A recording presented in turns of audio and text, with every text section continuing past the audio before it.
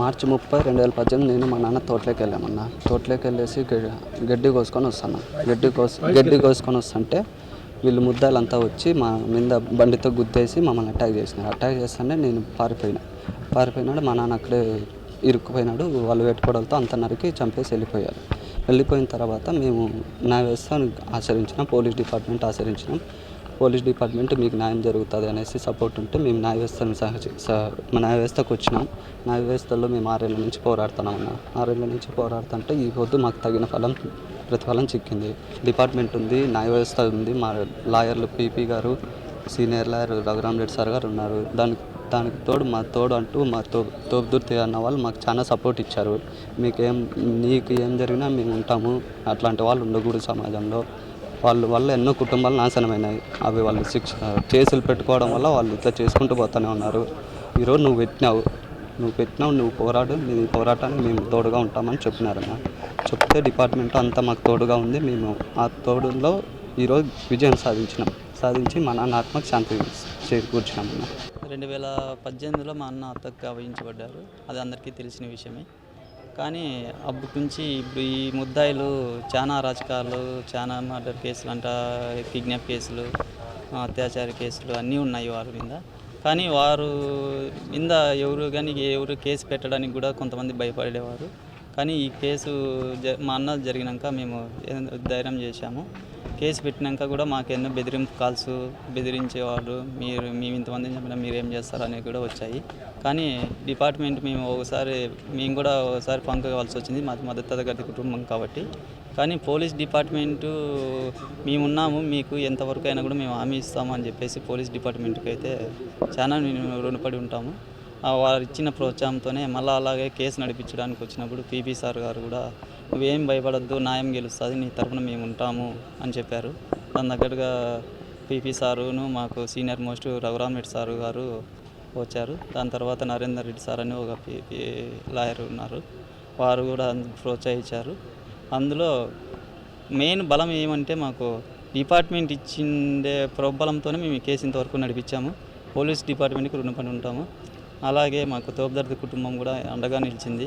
మీ అన్నను నిష్కారణంగా చంపారు, వాళ్ళు ఈడ ఉంటే చీడపురుగులు లాంటి వారు, సమాజంలో వాళ్ళు ఉండకూడదు అని చెప్పేసి ప్రోబలం ఇచ్చారు. మీకేమైనా జరిగితే మేము ఉన్నాము, మీ కుటుంబానికి ఏమైనా చూసుకుంటామని చెప్పి అండగా ఇచ్చారు తోపుదర్తి కుటుంబం అంతా.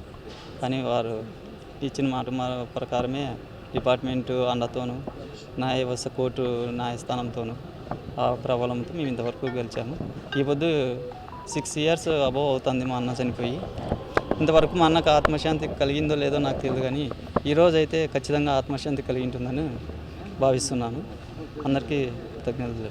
దేనికోసం కూడా జరిగింది? ఎవరెవరు? అది వీళ్ళు ఆల్రెడీ రౌడీ షీటర్లనా, ఇంతకుముందు నుంచి వచ్చారు. వీళ్ళది వేరే బాక్లో కొత్తపల్లి, అక్కడ బహిష్కరించారు వాళ్ళని.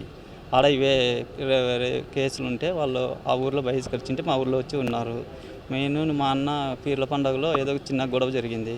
ఆ గొడవ జరిగినాక వాళ్ళు రౌడీ షీటర్లు వద్దులే అని కూడా అప్పుడే చెప్పారు. వాళ్ళు బెదిరించారు, వాళ్ళతో ఎందుకు గొడవ పెట్టుకున్నారు అన్నారు.